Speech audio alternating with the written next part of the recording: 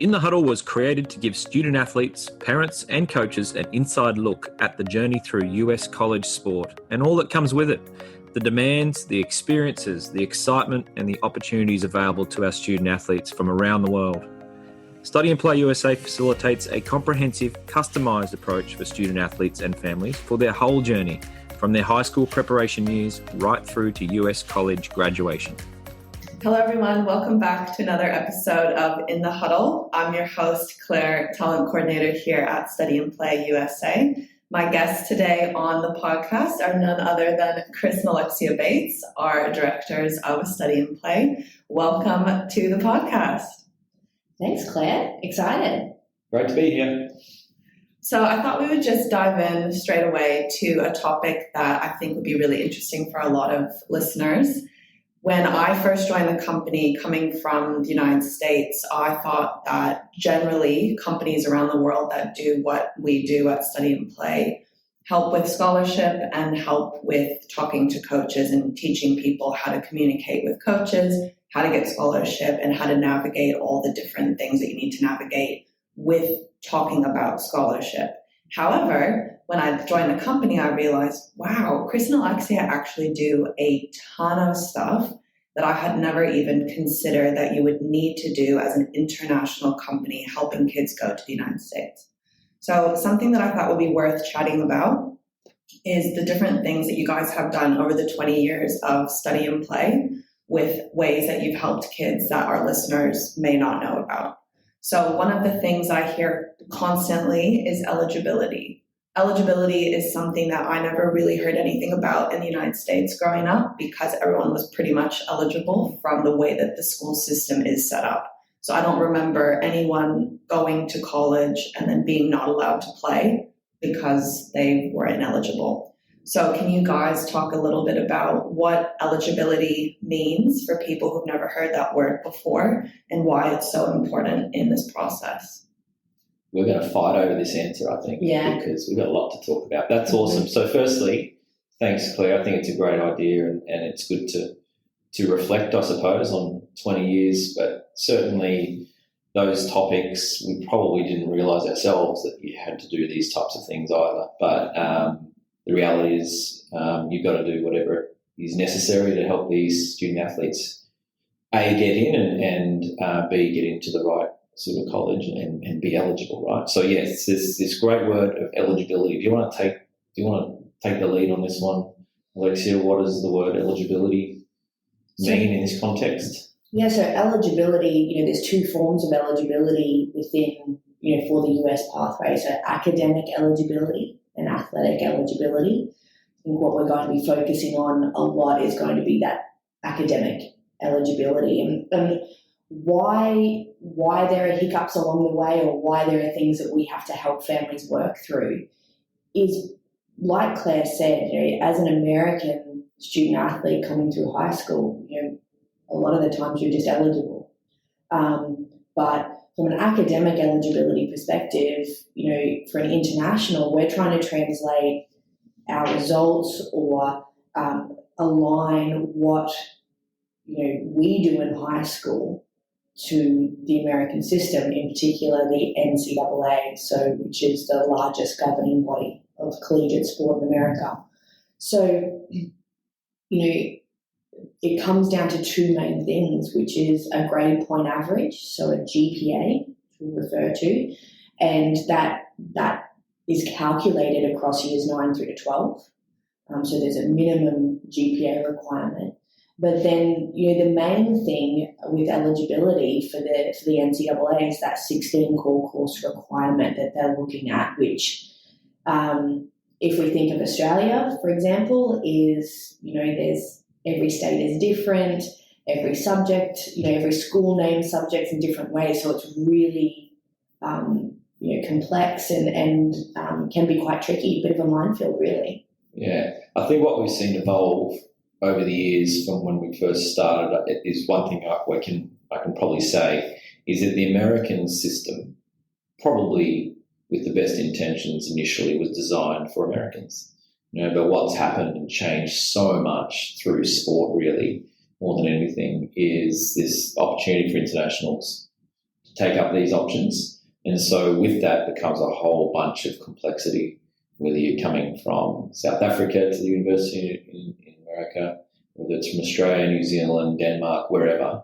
You've got different education systems trying to merge and into one and to fit within the American system. So I think the concept of eligibility, you will hear a lot if you're a prospective student athlete, and it's an important word because it is quite possible to be an incredibly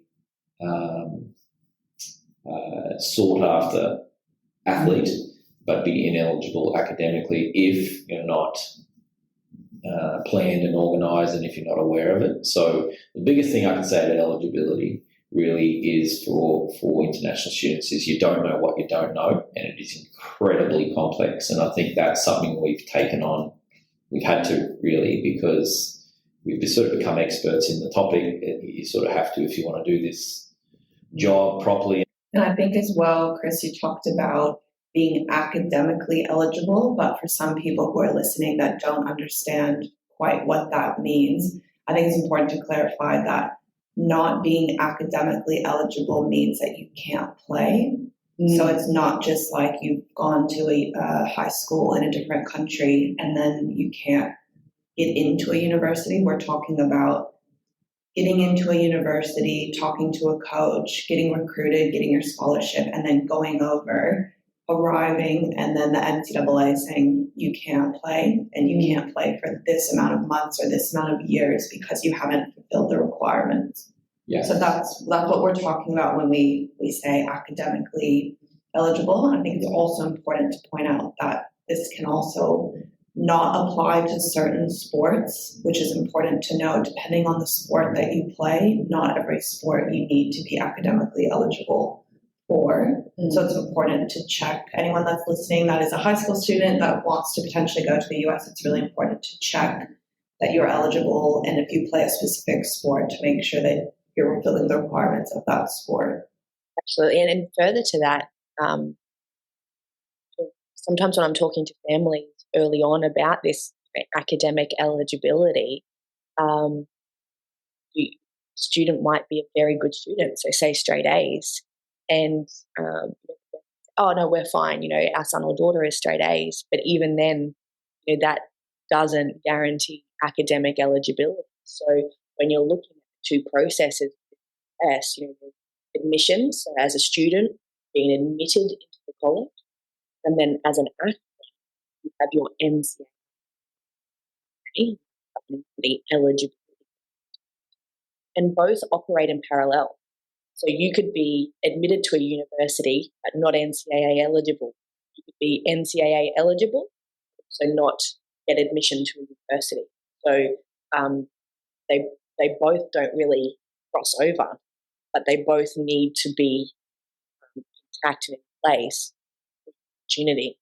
I think not to make eligibility a dirty word or a scary word, I think that it is quite possible to get a scholarship. Well, it's very possible to get a scholarship, to get your visa, get your flights, arrive in America, wow, this is amazing, and get a tap on the shoulder and say, oh, by the way, you're not eligible. So it can be sometimes a little bit of an invisible problem for some people if you're not getting the right advice. And so 1997 is where I first came across this, and that's me. I arrived in Oklahoma State University, and my poor old mum and dad had no idea what an NLI, or LOI, or NCAA, SAT, all these different acronyms that were thrown at us, and we're trying to do it on our own. Just a reminder, there's no internet back then. So, we're trying to figure this out on the phone, showing my age. Not meant to laugh. I enjoyed that. So yeah, as probably shared on many podcasts, I was lucky enough to get into Oklahoma State and arrive, and you're so excited and stars in your eyes. You're ready to play and live this dream out, and it'll tap on the shoulder. Oh, by the way, you ticked a couple of wrong boxes in the NCAA application process, and you can't play for the next 8 weeks unless we fix this. And so that was probably my first intro into the importance of eligibility. and again, it's a classic case of not knowing what we know. And here we are here is it now, 2023, people still have eligibility issues, and it's the same cause is not knowing what they don't know. So it's not like the internet can tell you now, even though we do have that. You need expertise in it. It is, again, not to scare people, it is quite complex. And like you need to know, and you need to have a review of your specific eligibility situation for your sport, as you said, Claire, and your age and your grades and everything. I guess I'd point out too here to balance that is that if for whatever reason this worst case scenario happens, you are not eligible. It doesn't mean you're not eligible for every division, and it doesn't mean you can't get into the division that you want to get into. It just means you've now got to do different things and go a different way about it. So not all is lost. Being ineligible is not the worst thing to happen to you, as long as you know how to become eligible. And it's definitely a case-by-case basis, and something that you cannot just Google and quickly check, am I eligible? It's definitely a individual review, case-by-case basis. But I also noticed through working with Study and Play that you guys have helped a lot of people who were originally ruled ineligible. And sometimes, even surprisingly to me, coaches didn't know that the student was ineligible and thought that they were eligible. And you guys actually said, hey, wait a minute, this student is not eligible. And then the coach would go and check with their compliance department and say, oh, you guys are right. So it's interesting. I thought that every coach would be checking eligibility, but I'm quite surprised at the amount of coaches who will recruit an international not once ever asking them about their eligibility. Yeah, and I think we were discussing this earlier, Claire. I think if we look at Australia specifically, is that every state, particularly in Year 9 and 10, have different subjects. They name them all different wonderful names, but if you think that the NCAA is a $65 billion entity, okay, so they don't have the names and the details of every single subject that is on offer in every single school throughout Australia. So that's a tough thing, I suppose, for coaches. But other countries can be easier and have a national curriculum, have set subjects that they're particularly used to that being easier, maybe. And then an Australian international recruit comes along and they might assume that they fit into that same international box, but they just don't. It's so different. Yeah. You're right. Just last month it was now, a very high-profile Division 1 coach sort of had that situation where sort of was talking to a young athlete we're working with and very excited about this particular athlete's athletic prowess, and I just pointed out that there's going to be an issue and most likely not going to be able to come initially to that university and may need to go move sideways to see first at a different division. And he was quite obviously a bit disappointed but thankful, because it was actually a little bit of an anomaly with our system in Australia that he just didn't know, and we wouldn't expect him to know. So I think it's important. I think as we set out on this journey to sending students over on scholarship to America, which if you just hear that, well, that's what an exciting, easy job. It's not, because you have these complexities that come up and so many different scenarios over the years where we've sort of had to step in and represent the student athlete and educate the universities in America. And that's not being condescending to the American coaches. It's just, why would they know? They've come across that before, haven't they? So we're often educating them and coming up with a really good, solution for that student athlete to be able to eventually get to that college. But there's more that meets the eye to eligibility. So I think our role, I'm actually quite proud of that. I think you can talk about the colleges we've got kids into. So exciting, it's awesome, and the outcomes, wonderful things that our students are doing. But I think the way that coaches rely and lean on us for advice on eligibility in different cases like this is a really important role. Pretty proud of. Yeah. Absolutely. And I think 20 years now gives us such great precedent, so many different areas. I think back to when I first started working in the space and having my first ever student ineligible, and you can imagine that I felt such panic of they're ineligible. And I still remember you reminding me, Chris, that it is initial eligibility, that is not the final rule. And that's something that's really important for student athletes to know, is that, and that's where we're able to then get more involved. And the examples that I can think of is where we've worked with schools to get an explanation. That if you look at the NCAA, they have, the language that they want in the subject name of what they include. And, foundation is one that they will not accept if that is in the name of a subject.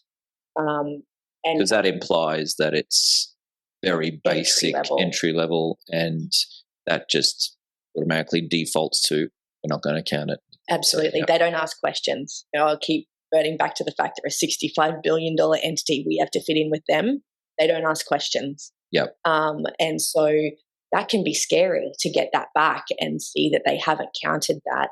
I'm in year 12 or I've graduated. This is too late for me to do anything up. But for this particular student that I'm thinking of, or this case, is we were able to go back to the school, get a copy of the curriculum, and understand that the foundation word that they used in year 10 was actually foundation, let's say biology, or foundation math.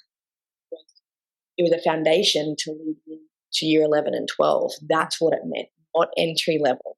It was, and getting that explained, letters from school's copy of curriculum. And I'm pleased to say that that student was enrolled, accepted it, and was eligible, which was awesome. And it's funny because I remember when I moved here, it was like maths A, maths B, maths C. I'm like, what does that mean? Mm-hmm. Yeah. And in America, it's like you're doing algebra, you're doing geometry, you're doing calculus, you're doing pre-calculus, and they're all separate courses in separate years. So it's like very self-explanatory what you're doing in each subject. And yeah, when I moved here, I was like, I don't know what A, B, C, D, exclamation point. I don't know any of that. Like, what does that mean? I think that's exactly right. So that's what I mean. I think the American system's geared for Americans, as it should be. I think internationals, it's a privilege to come into a different system, get this access to some amazing scholarship and opportunity. You've got to fit in. You've got to fit into what they need. So it's about preparation. It's about education. And I think the biggest thing with the eligibility topic, you need a team around you. And so the team, you need someone who's an expert. And an expert, I mean this in the most nicest possible way, is not someone who's been to college necessarily, because they're only going to know their situation. And they'll say things like, oh, you can't take that subject. No, don't listen to that.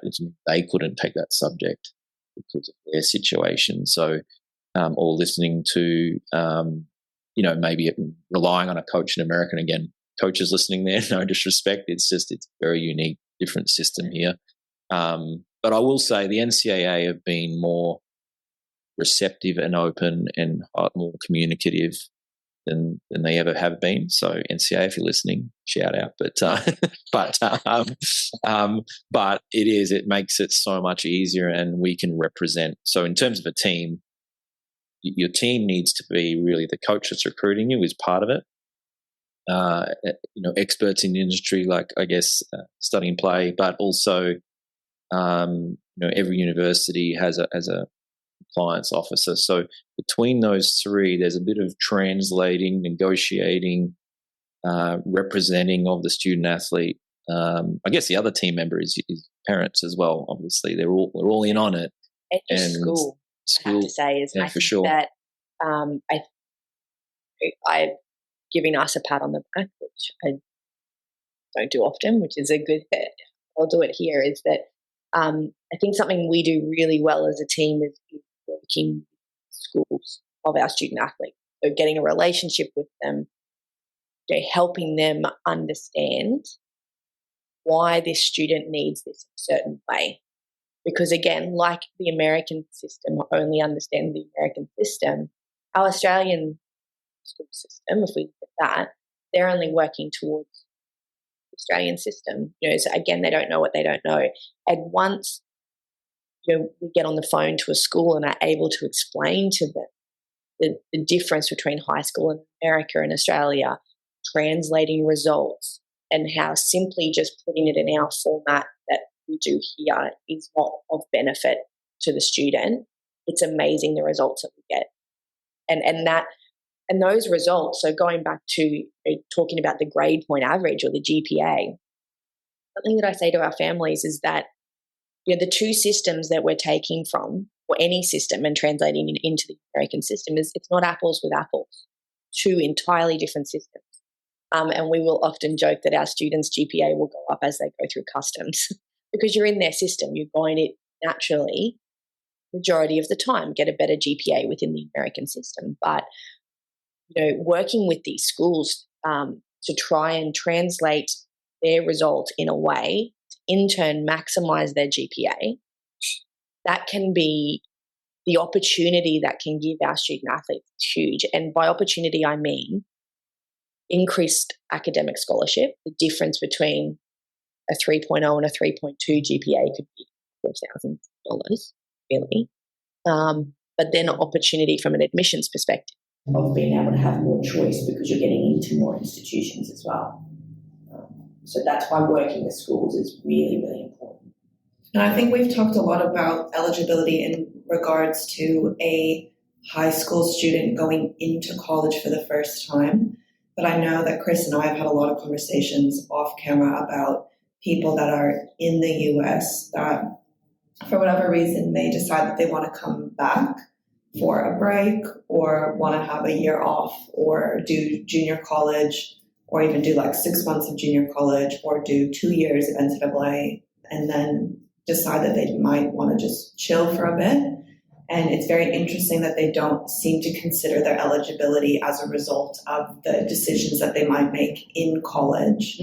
So I think it would be interesting for our listeners to hear, okay, this is what we've talked about so far with being a high school student going into college. But once you're in college and then something may or may not happen and you might decide to come back to Australia for a bit, can you talk a little bit about different things that might come up with eligibility when you're already in the system and if you decide to pause or if you're lucky enough, play in the Olympics or take a break to go and trial for a specific Australian team or something? Can we talk about that? Yeah, good question. It just further really talks to the complexity of eligibility. So the easiest way to avoid eligibility issues is do all the right subjects in school, start this process from year 9 and really have a good education about it. Go to college, stay at the same college for 4 years, come home, live happily ever after. But the reality is life happens and kids and students will have things happen where, okay, you don't want to think of these things, but you might get an injury that rules you out for a little while. You know what? I'm going to go and do my rehab and my rebuilding of my body back in my home country. And then there's all kinds of complexities with that.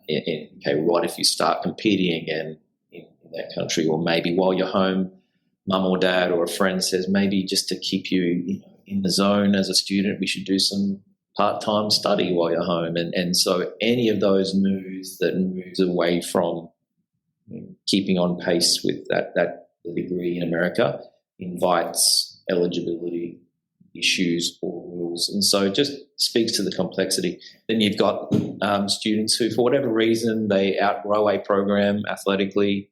They want to move to another program, or it's not the right fit for them. They want to move.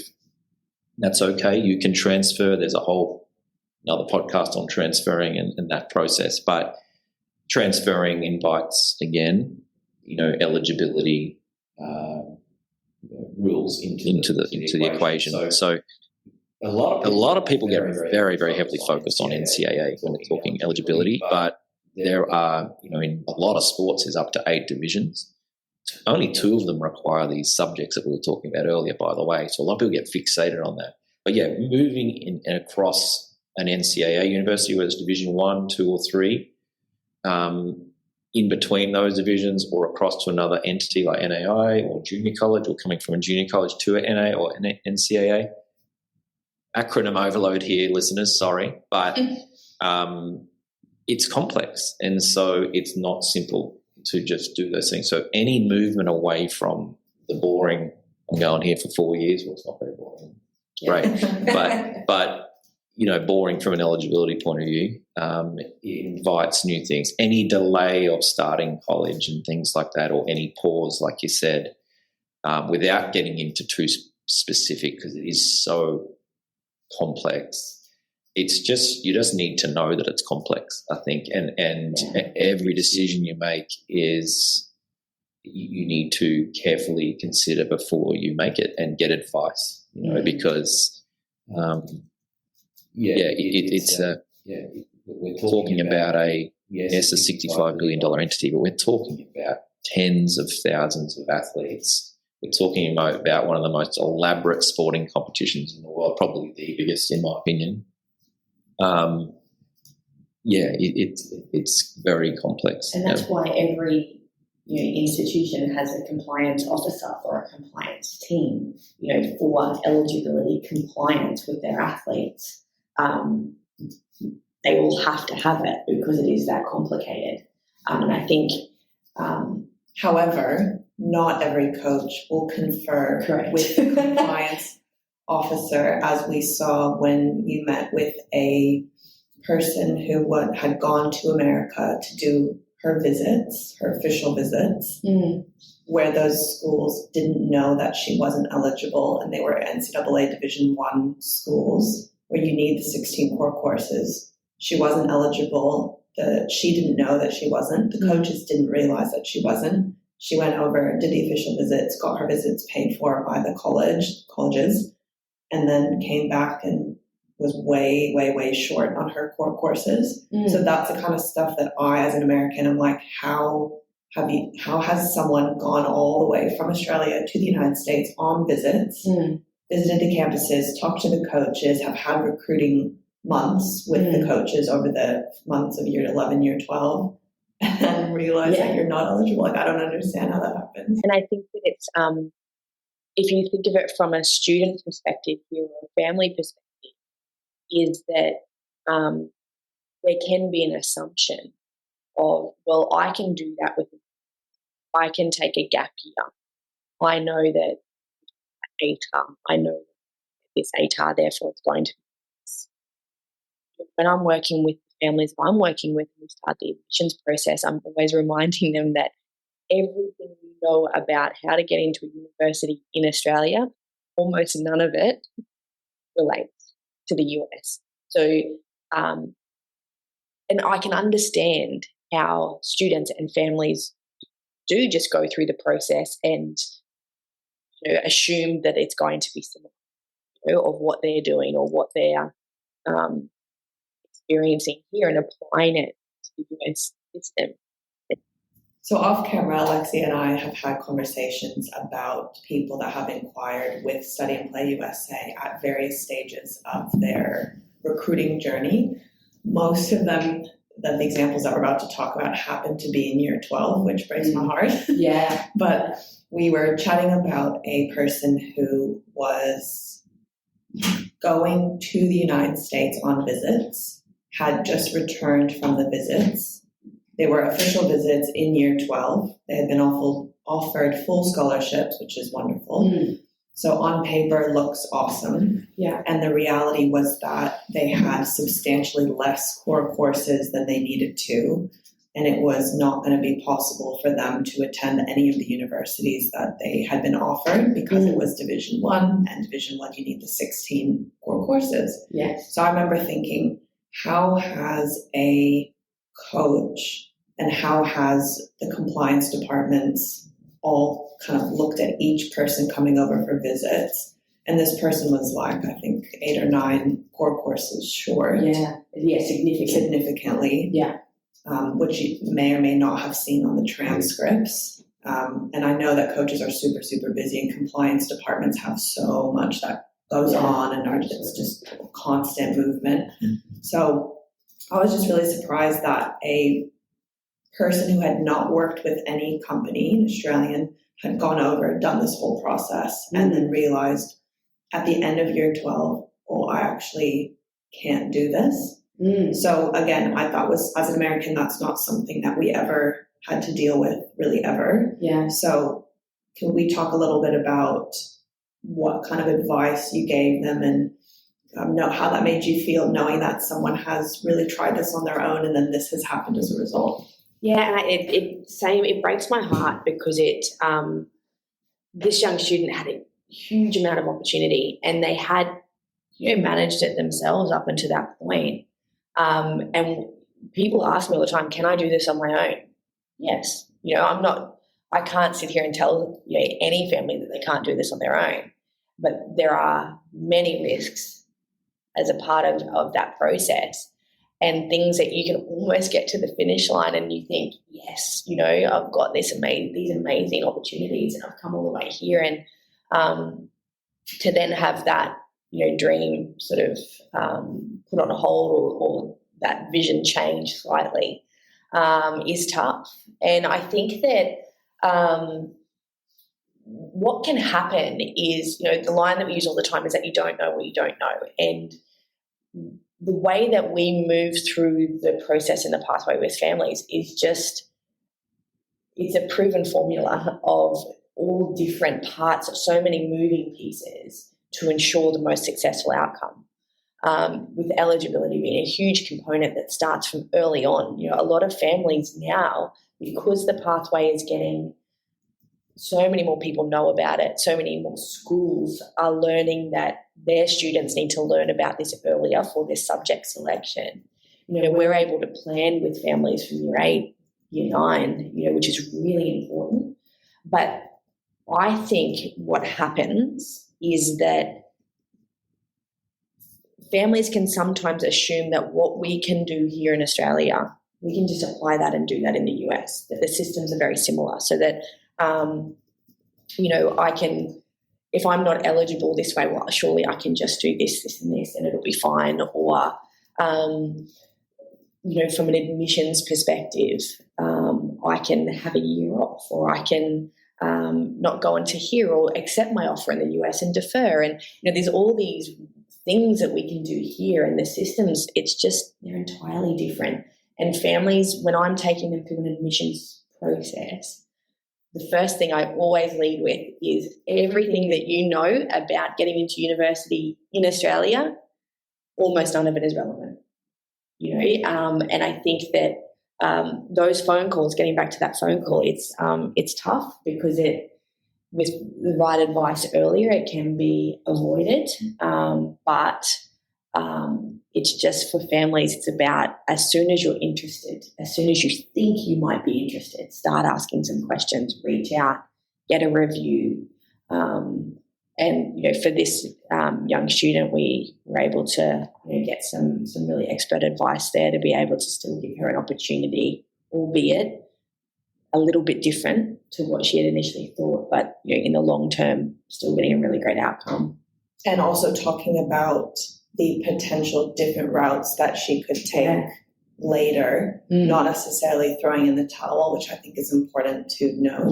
Not giving up, but saying, okay, we've been doing this for 20 years, so here you can do this, this, and this. If that doesn't work, you could try this. Just brainstorming with the families about different paths that could be possible. Yeah, and I believe that there's a ways and means around most things here, but it's you've got to know about it, you've got to have had the experience, and I think that's where we have seen with many of these examples that we're referencing that I'm so pleased that we've been able to be a part of it for that family, because I think if it was Chris and I with our son, and you're juggling so many other things in life, you've got your jobs, you have a son or daughter who's a high level athlete, so you can imagine the trainings, the support, all of that stuff, year 11 and 12, full on.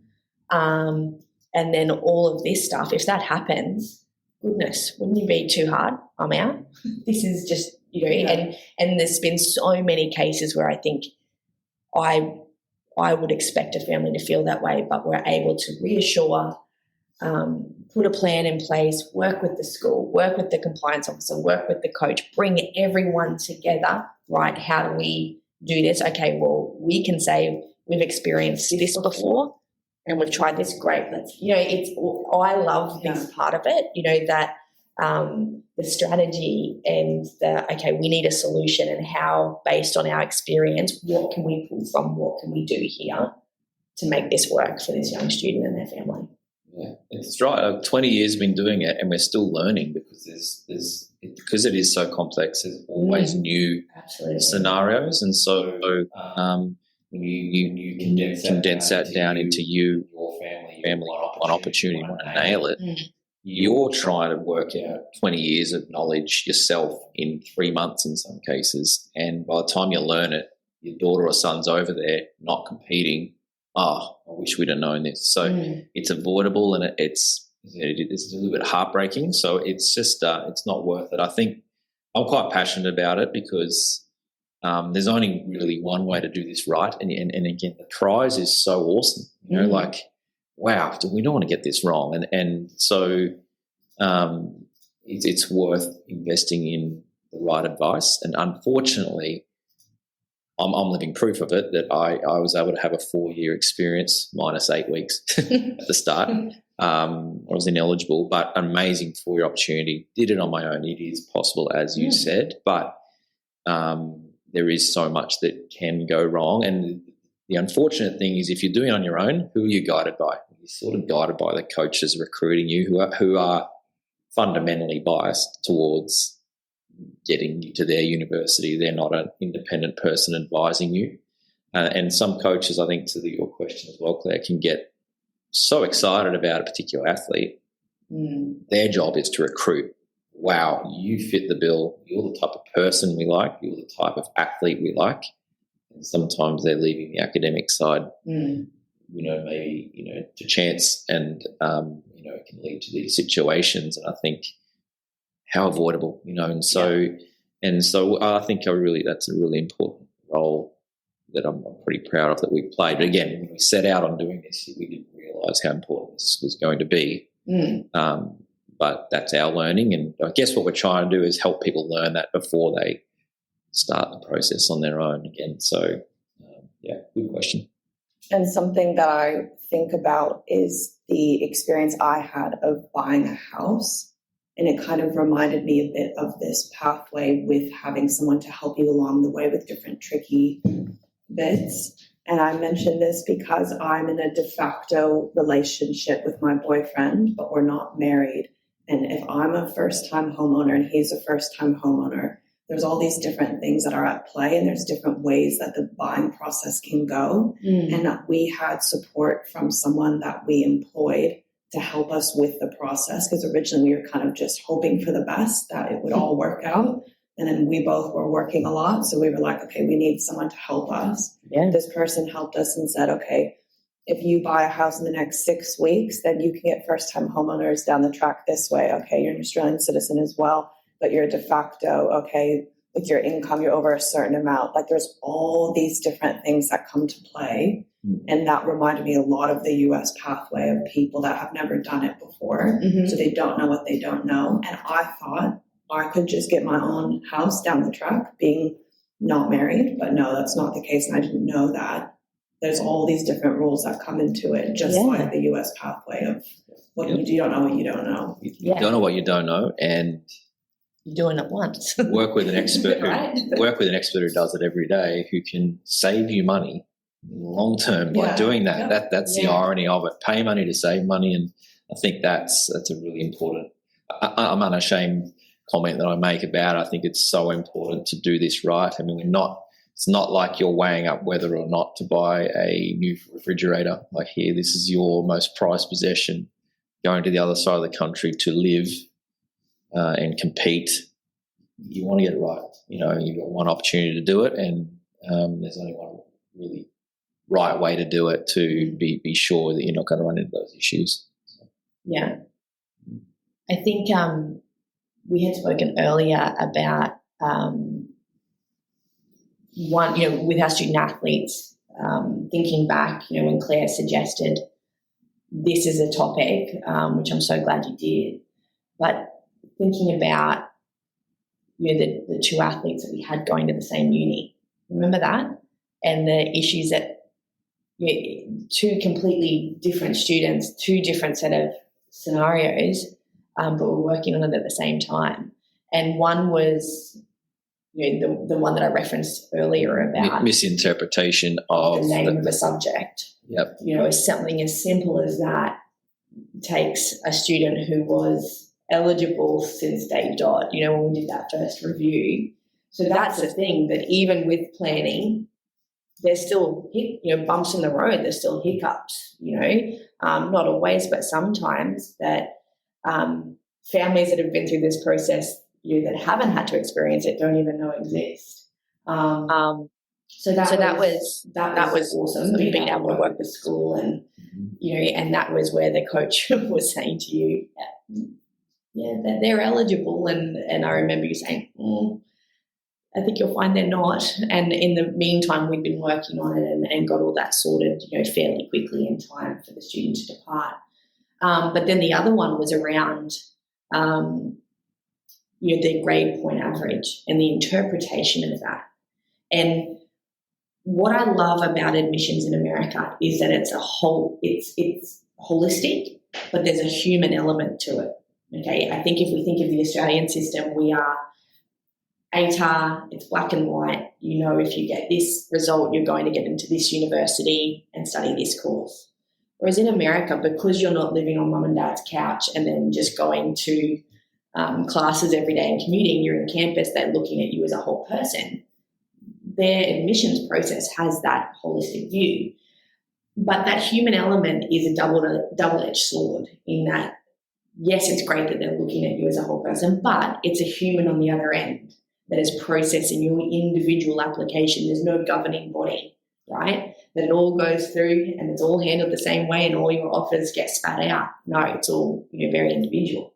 And so you have this human on the other end, and it's up to their knowledge base, their understanding, how much time they put into it, all of those things, which are, just huge variables. And now there's also, when we first started, studying Play USA, evaluating companies there's maybe a handful of them. And evaluating companies, for those listening, are third-party companies where the admissions department in America of that particular university outsource to review an international transcript and give a ruling, say, yes, you've done the equivalent of an American high school diploma and we have calculated your GPA to be this. So it's taking the onus away from the admissions department having that understanding when you pay this third party.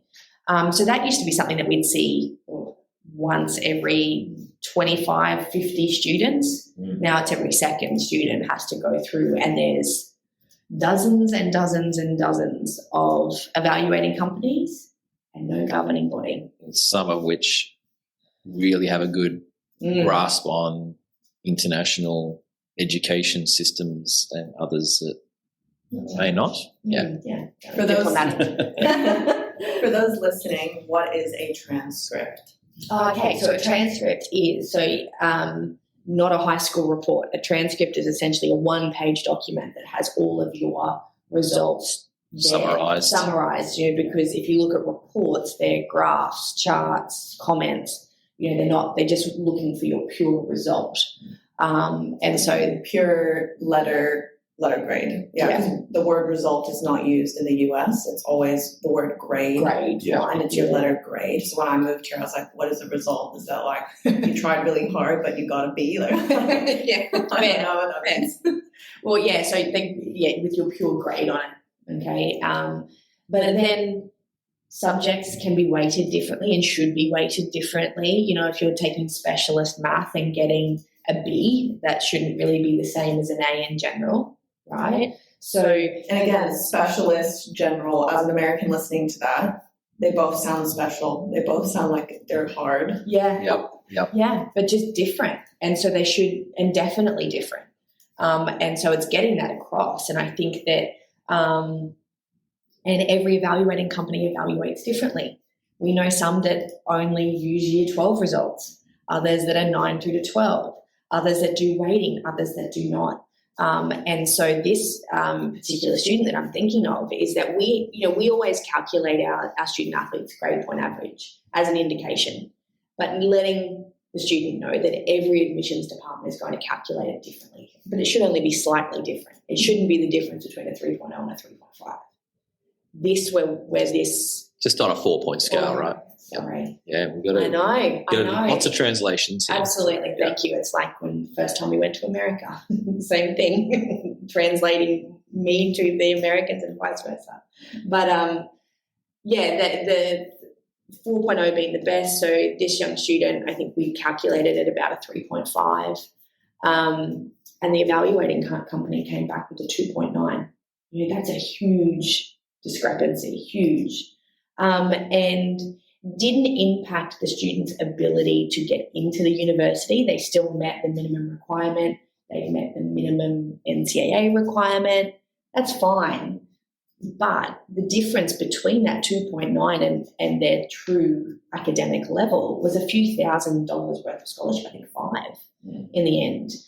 That's enormous, and so I think it took 3 months of going back and forth, writing reports, with the meeting with the evaluating company. They came back and said, okay, sure, 3.2. I was like, no thanks. It's more than that. And I think for the student as well, it can be deflating, is that you've done all this work and they're only thinking that you're this is my academic level, So for me, regardless of the financial side of it, I think it was really important to it really reflect this young student's level. And we got there. We got to about a 3.48. It's a good win. Yeah, good win. It was really good.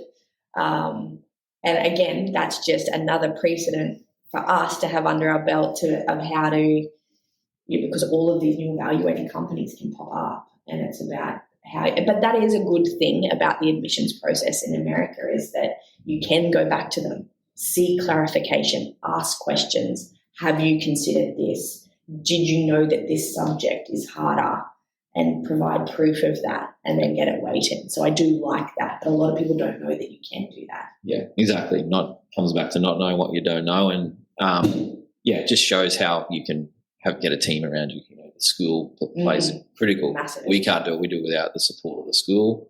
The school needs our guidance because they may not have seen this before.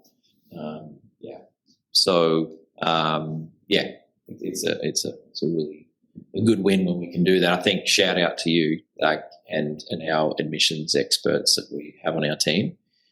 I think in the last couple of months, just the amount of those situations where student athletes have actually got more scholarship added on through a re-evaluation of those grades and being able to get supporting documentation from those high schools. I mean, that's important, especially when we're dealing with US dollars.